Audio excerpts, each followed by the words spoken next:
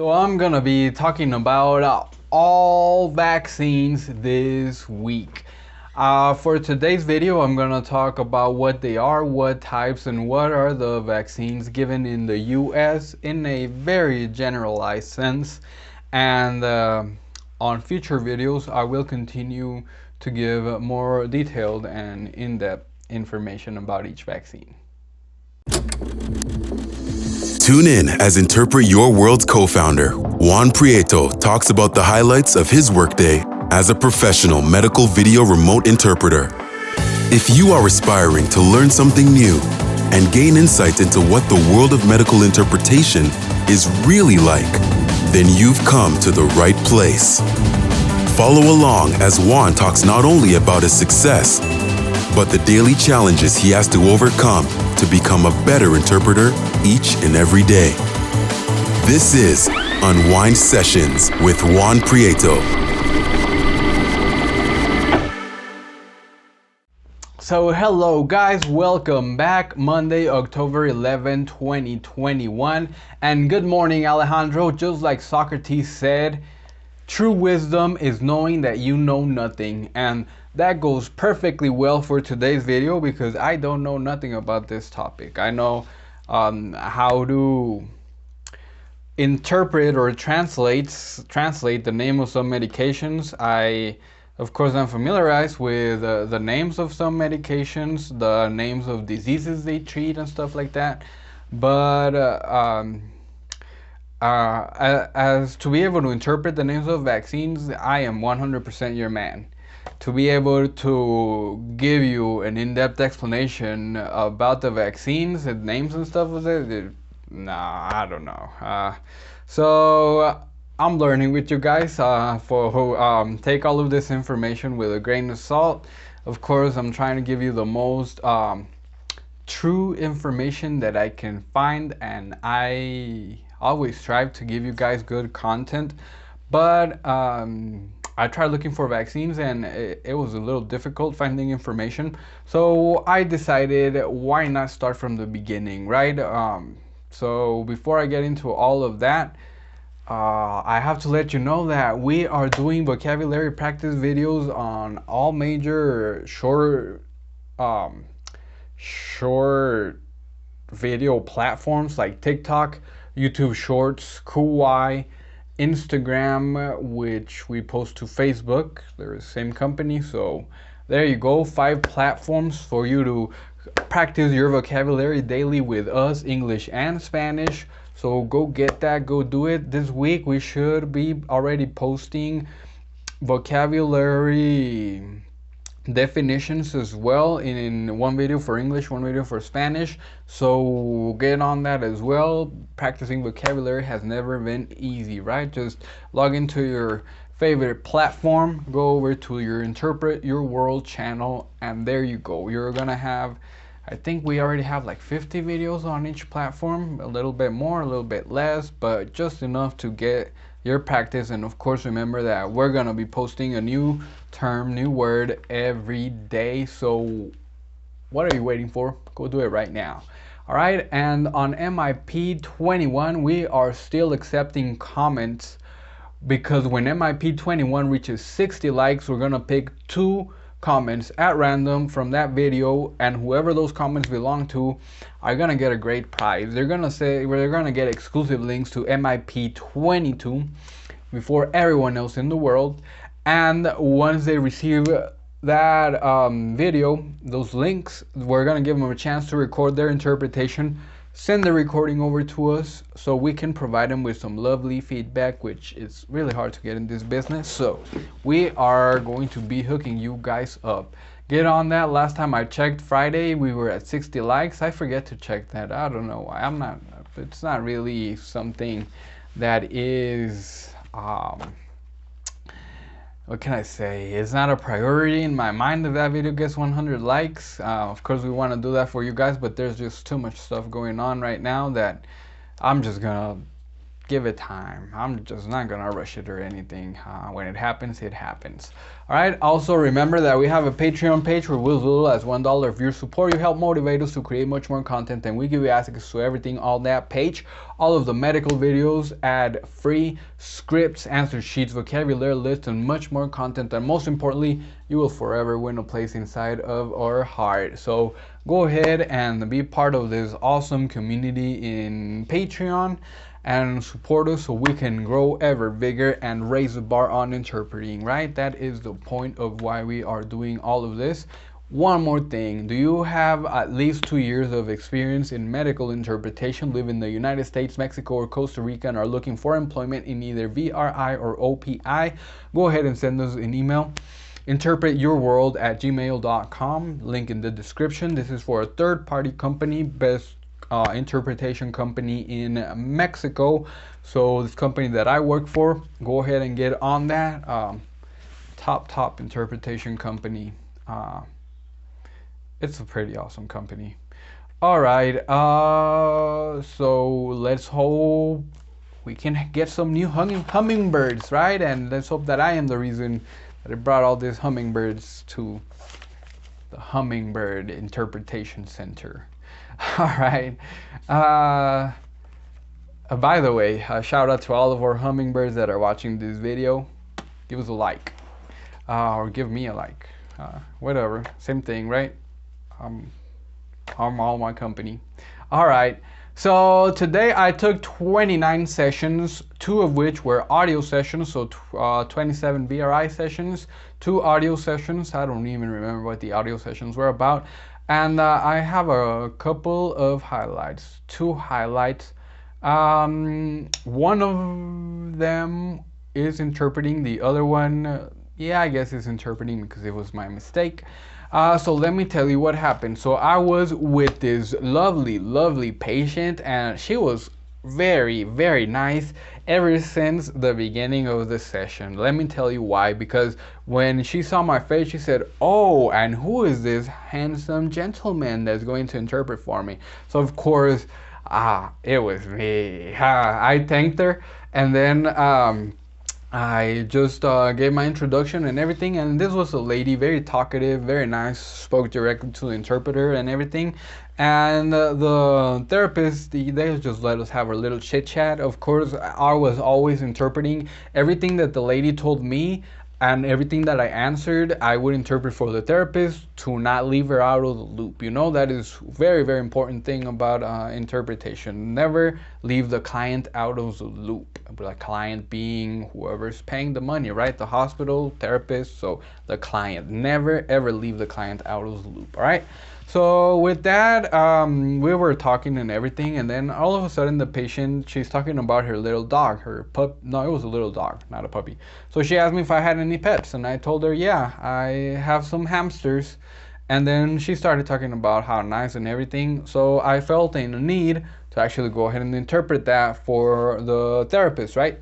So when I went ahead and interpret that for the therapist, I told her that the lady was talking about her dog and everything, and how she asked me if I had any pets, and I told her that I didn't have any pets, that I had, and this was my mistake. This was my mistake. I told her I don't, but I told her that I don't have, I told her that I have some pets. I have a husband. So a husband. I said I have a husband, not hamsters. I didn't say hamsters. I said husband. So when I said husband, I realized my mistake, and then I tried to fix it. I was like, I'm sorry, ma'am, I said husband, but I was really trying to say hamsters. And then the LEP, she started laughing at me, and then she said, oh, don't worry, honey, like in Spanish, right? She's like, oh, don't worry, honey, you don't have to explain anything to us. We don't judge, and we love everyone the same. And then when she said that, the therapist, like she understood what was going on, and then she started like telling me all this stuff, like, yeah, oh, don't worry about it, you're fine, we love you and your husband and all of this stuff. And I wanted so hard to say it, but I'm not gay. But I don't know if they knew it or not, but if they didn't, I said, you know what, screw it, I'm gonna be gay for the day, and I'm not just gonna be any gay man. I'm gonna be a married gay man. There's not a lot of those around, and I'm gonna represent the gay community as a gay married man today. So, hey, come on. A lot of love for the gay community today. And today, I guess I was the gay guy that spread love, awareness, and acceptance of gay marriage in today's session. So a lot of love to all of the LGBT community and everyone out there, and especially the gay community, which I happen to be a great representative for everyone today. All right, so I just wanted to give you guys that little story. And the next story, this is something that had never happened to me before. I have heard stories of it happening, but never to me. So what happened? The client comes in, I don't know if it was a medical assistant or a nurse, but she was setting up the iPad and everything, and then she told me for the lady, the LEP, she said she cannot hear, but she can read lips. So then I was like, all right, and I went ahead and I introduced myself to the LEP. And then she just looked at me and then she said, I am not able to understand not even a single word of everything that you just said. So I was like, all right, well, the patient is not understanding me, ma'am. And then she said like, oh, well, is there anything else that you can do? Maybe like write something and then show it on the screen. And we have the ability to type stuff on the screen and show the patients or the providers.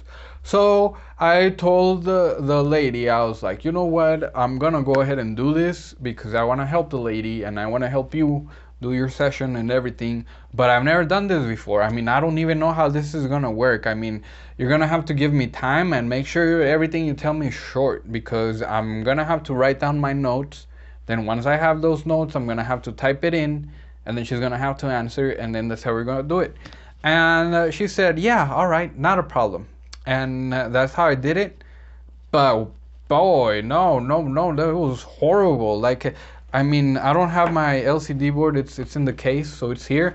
But I mean, like trying to handle this, and then where was I gonna place this while I read it? Because my computer is right in front of me. You know, like if I place it on top of my computer to read, then I was not able to type. And I have exceptional short-term memory because of interpreting. So I realized that it was going to be impossible for me to actually do what my brain wanted me to do, like the first answer that my brain gave me to fix this problem. So it didn't work. It was just too messy, too confusing. I just couldn't do it. So I remember that one time somebody said that they would type their notes on the screen. So what I opted for doing is that I just completely stopped using my board, and I was just completely typing notes on the screen and everything. Of course, when the doctor talked, I couldn't write notes, right? Because if I wrote down the notes, I had to like print them on the screen, you know, I had to post them on the screen. So that was difficult because of course when you take notes, you don't take notes of whole words, right? Just something to remember. And then imagine writing my notes and then showing them to the lady on the screen. Of course she wasn't gonna understand, right?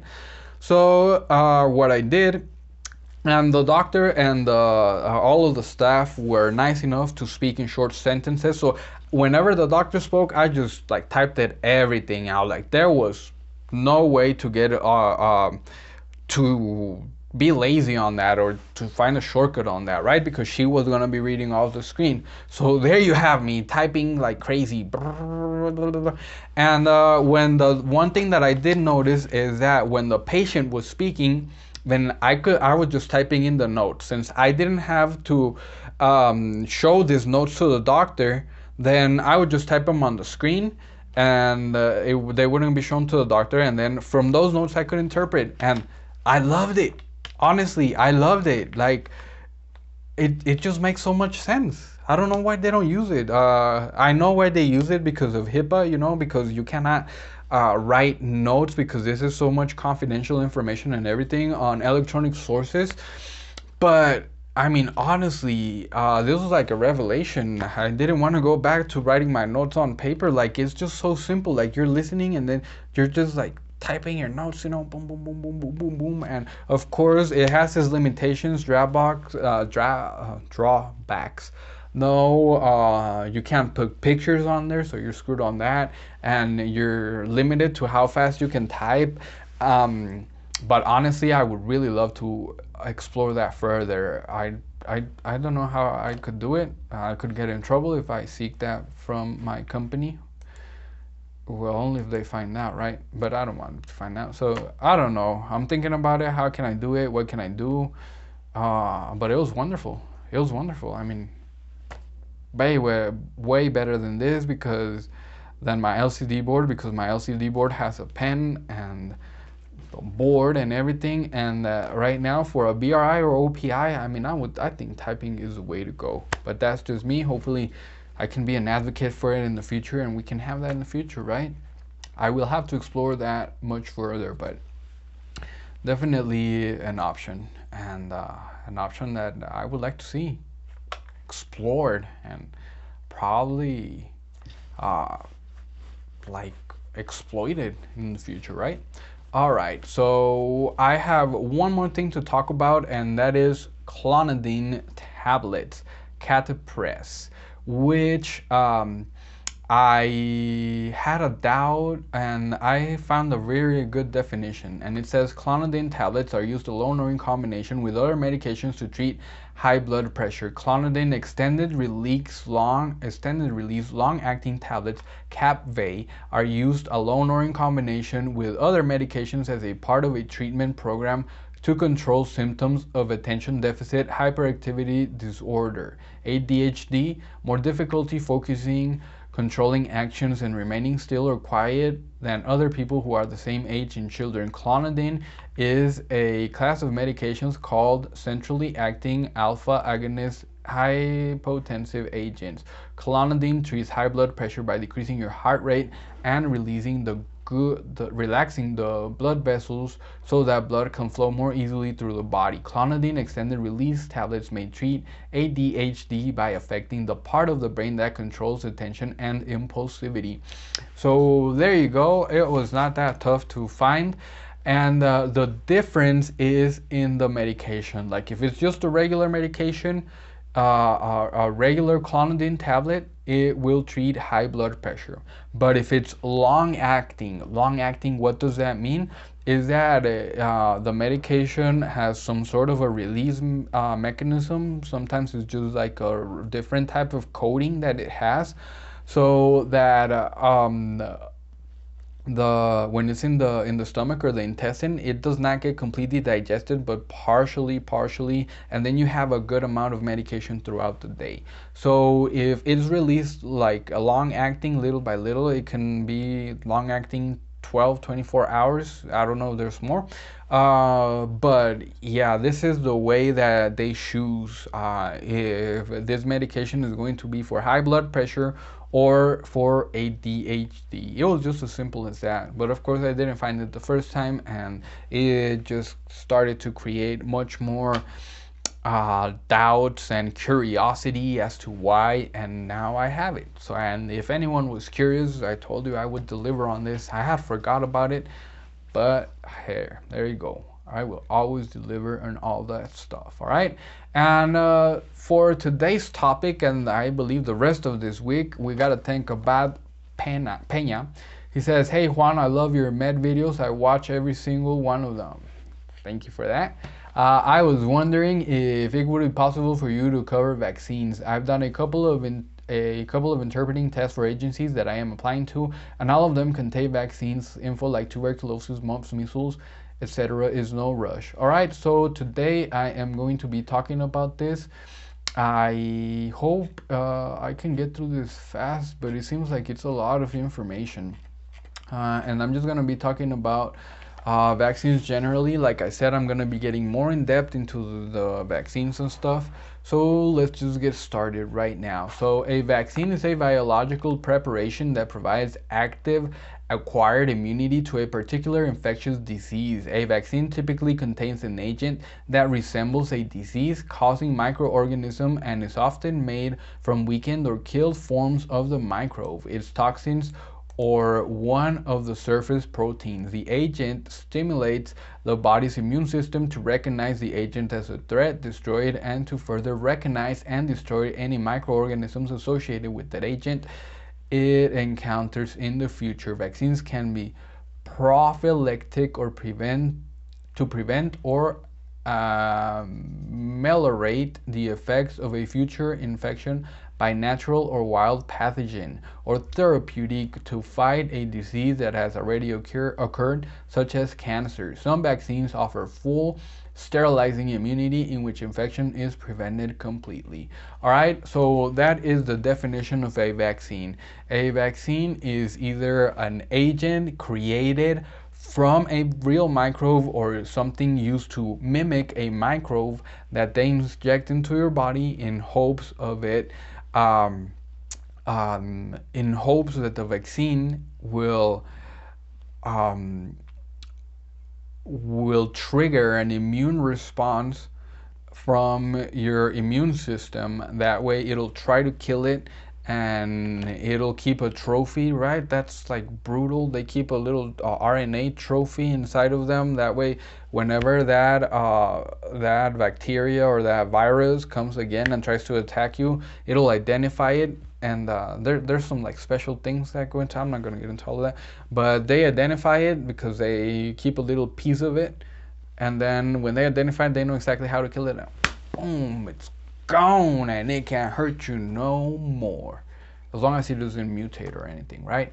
So what are the types of vaccines? There are inactivated vaccines.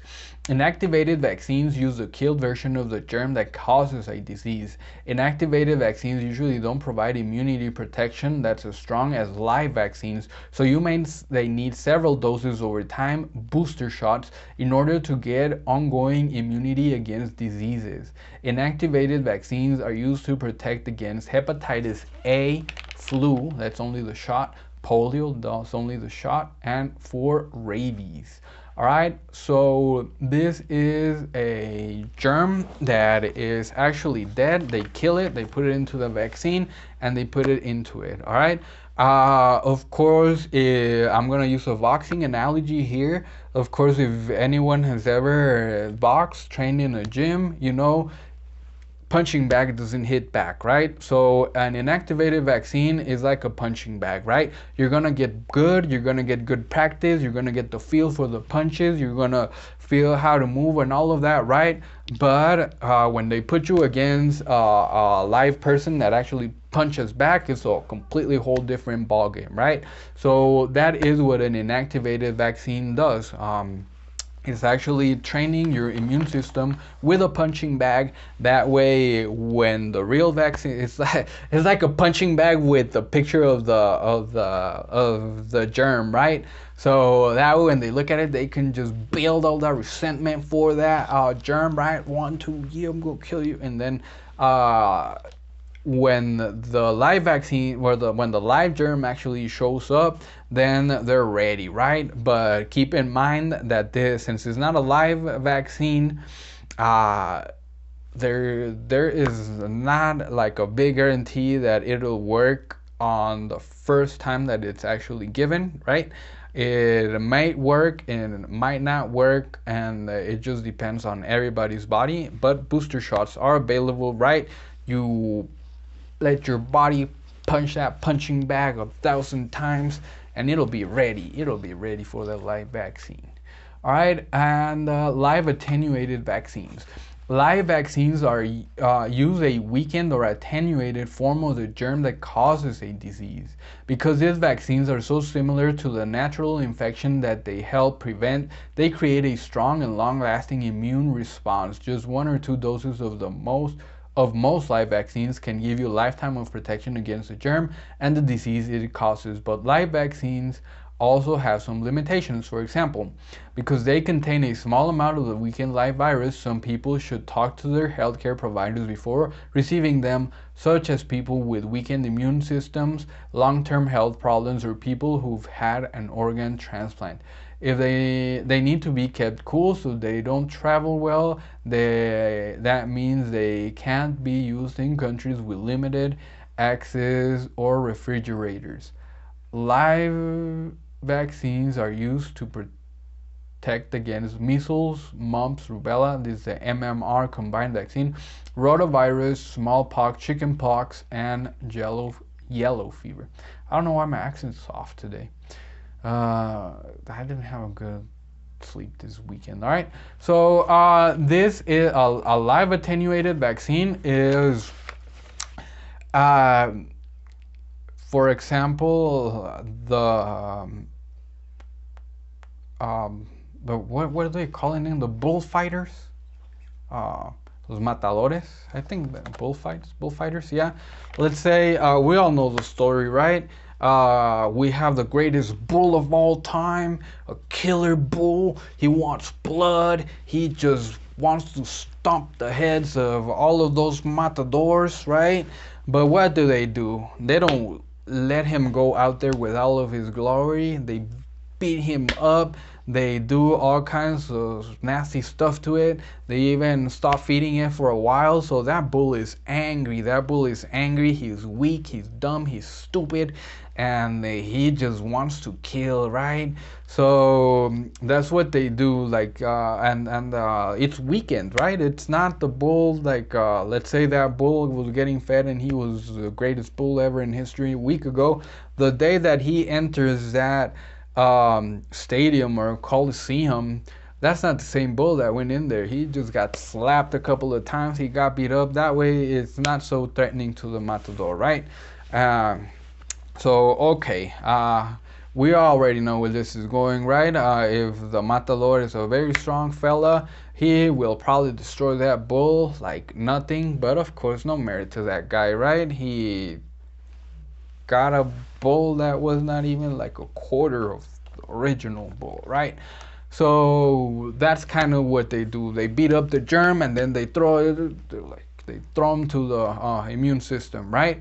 Of course, a weakened germ will be easily destroyed by a whole army of immune system, or by the whole army of the immune system, right? So nothing there. But what if it was a matador, that a homeless matador, right? That they just took off the street just for show. And of course, we know for the most part, we know that homeless people are malnourished, or all kinds of stuff could be wrong with them, right? We don't know. So imagine that. Imagine this homeless guy against this weakened bull.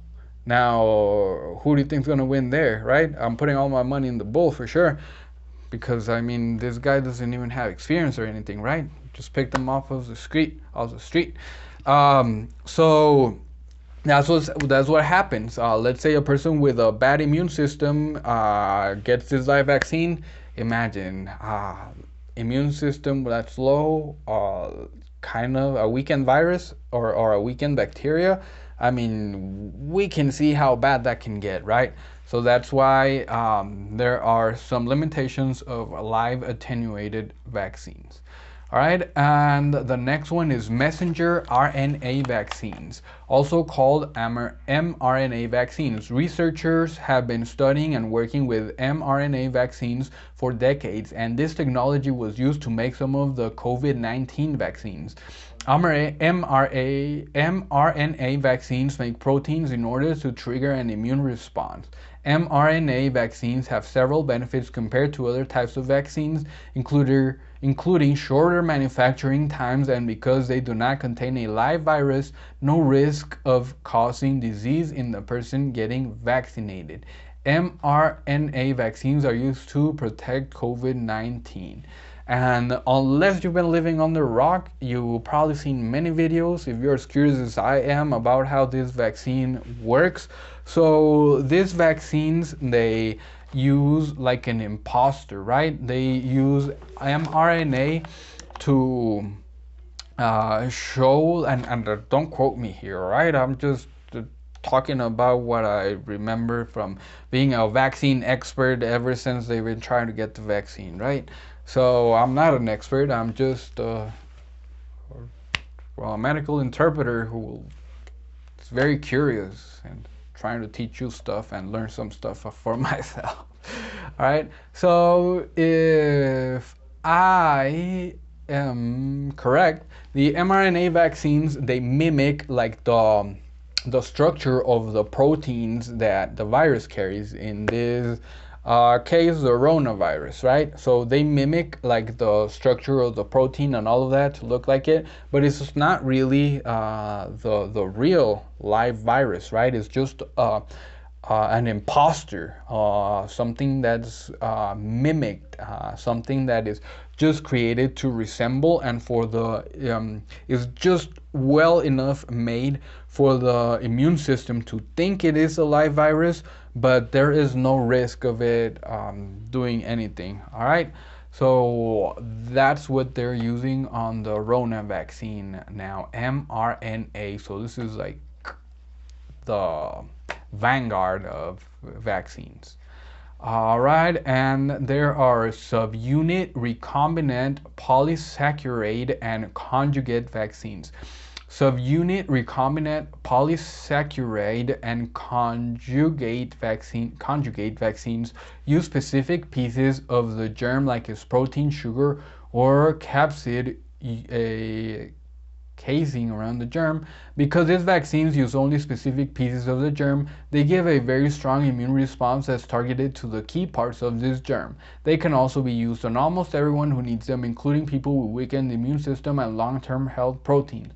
Other limitations of this, one limitation of this vaccine is that you may need booster shots to get ongoing protection against diseases. These vaccines are used to protect against HIV, Haemophilus influenzae, in influenzae type B disease, hepatitis V, HPV, human papillomavirus, whooping cough. This is part of the DTaP combined vaccine, pneumococcal disease, meningococcal disease, and shingles. All right, so these vaccines, as it was stated in the definition, just take a little piece, the exact piece that the immune system will recognize ferociously, and they are going to take that little piece off of this germ, right? Virus, bacteria, whatever, and they're going to put that in the vaccine. They're going to inject it. The immune system sees it as foreign, right? And they will attack it, and then they will get all of the information, and that way, whenever another similar germ goes into the human body, right, it'll be ready. It'll be ready because it'll recognize that little piece, and it'll be like, oh, it's you. Maybe I didn't know the whole you, but I definitely know this piece of you, and I know how to destroy it. All right. Remember that this vaccine is not a one-time vaccine and you're cured. No, this vaccine is a vaccine that may require several booster shots to be able to get the most protection. All right, so just a little piece of the germ, and that's enough to, like, that's like if they gave a finger, right, to a dog, be like, here. So that way the dog will know my smell, right, and will know what it tastes like, and he'll probably want to devour this really good tasting piece of meat. I hope. No, I don't hope that. Just kidding. But yeah, like it's the same thing. Like, let's say you throw a finger to a dog. That way, whenever it ever takes a whiff of me, it'll be like, that's a delicious man that I want to eat, right? So kind of like that. I don't think that's ever done. There's just things in my imagination. You know, this brain doesn't work the same way as most. But I like it. All right, and there are just two more type of vaccines to talk about, and just so hang in there with me. We're almost done. All right, toxoid vaccines. Toxoid vaccines use a toxin, a harmful product made by the germ that causes a disease. they create immunity to the parts of the germ that cause a disease instead of the germ itself.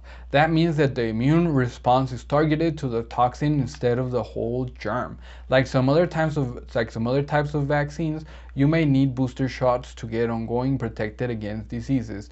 Toxoid vaccines are used to protect against diphtheria and tetanus.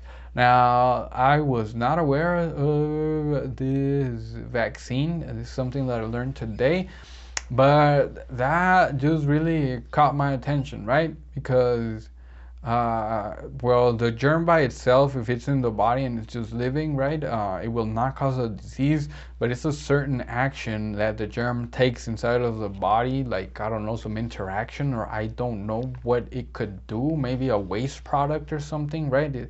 The poop is bad for us, the germ poop is bad for us, or the germ spit, the germ, I don't know, whatever it could be. So instead of making a vaccine for the whole germ, it makes a vaccine that will just attack that little certain part that creates the disease, not the whole germ itself. And of course, we can see the good part of this, right? We don't need to put in a live germ into the vaccine. We don't need to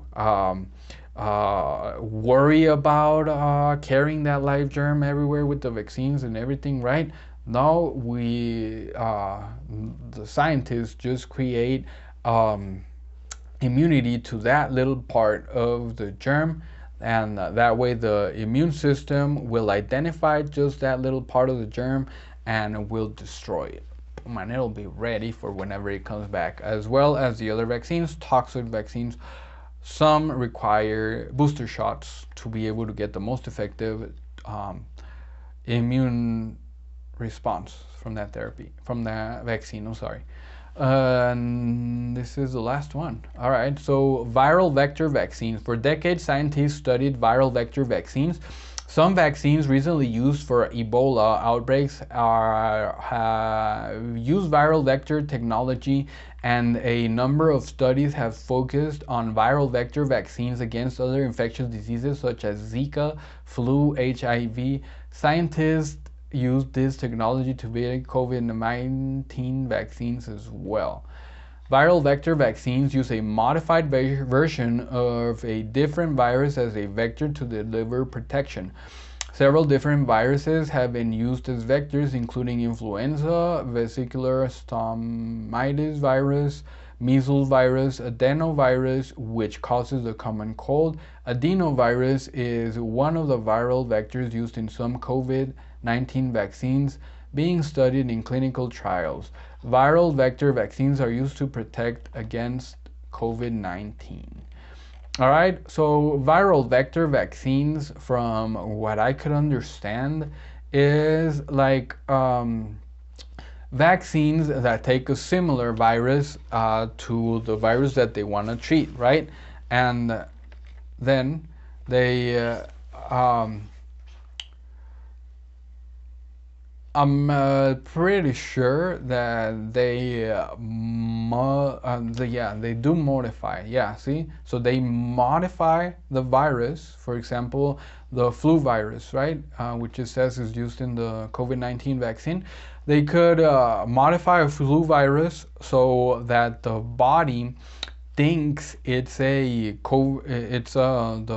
germ, right? So it modifies a germ or a virus. Let's call it a virus or a bacteria, right? It modifies the virus or the bacteria just enough to trigger an immune response from the body to the original the original disease that they're trying to prevent or cure, right? In this case, we know about Rona, right? So then they took a flu virus and they tailored that flu virus to mimic COVID-19, right? But so it's not Rona and it's not flu anymore, right? It's a new type of virus that, of course, is not as harmful as Rona, what they're trying to treat, and it will also trigger the same immune response from the body. That way, even though it was not the real Rona, it was something like that was made in a lab that mimics it very, very similar, so that when the real Rona enters the body is ready, protected, and knows exactly what to do with it, even though this was not the actual live virus or anything to do with this virus at all. It's just something similar that they found out how to develop in a lab that could trigger this immune response. All right, and the last thing I'm gonna give you is I'm gonna tell you that yes, I am a vaxxer. I am all about vaccines, and I have gotten all the vaccines. I get flu vaccines, not all the time, but just when it's been offered to me, or whenever. I don't think I've ever been to some places to get a flu vaccine, but whenever I happen to go and they're like, you want a flu vaccine? Oh, why not? All right, I am COVID-19 vaccinated.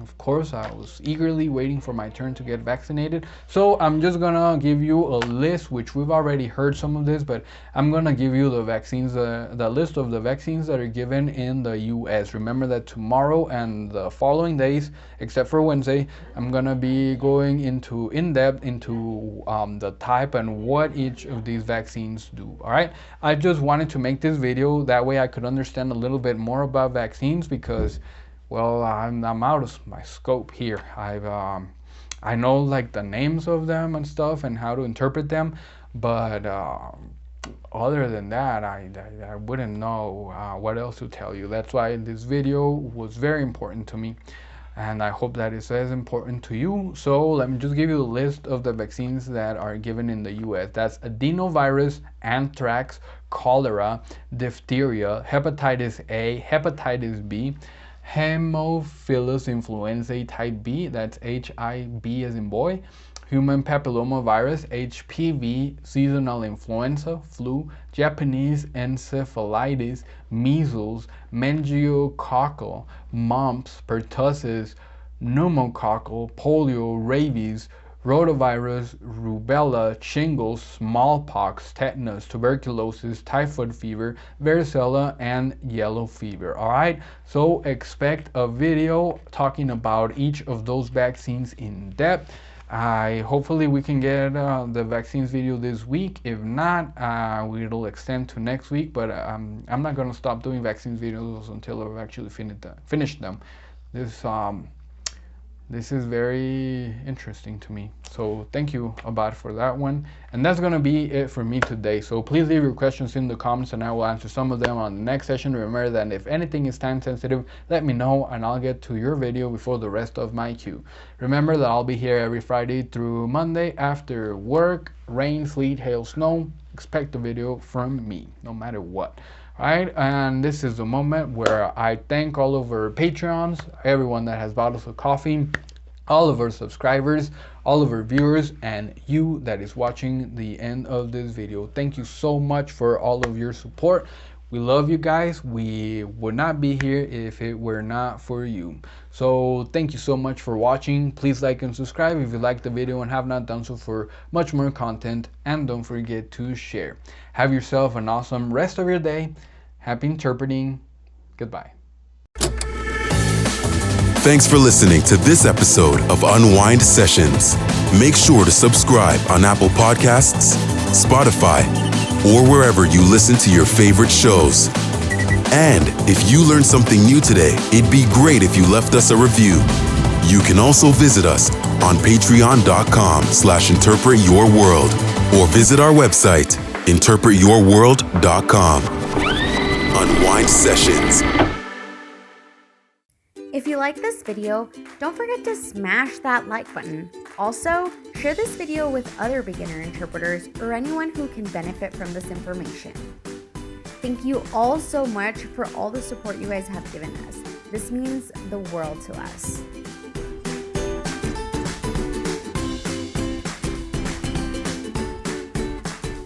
Don't forget, we also have social media. We have a Facebook group and a Facebook page. We also have an Instagram and the one I love the most, TikTok. We just recently got a Buy Me a Coffee, and also, if you guys didn't already know, we do have a Patreon account. If you guys would like to support us a little more, we'd love to have you guys over there. And as always, I will be posting all the links to these pages down below in the description box. Thanks for watching!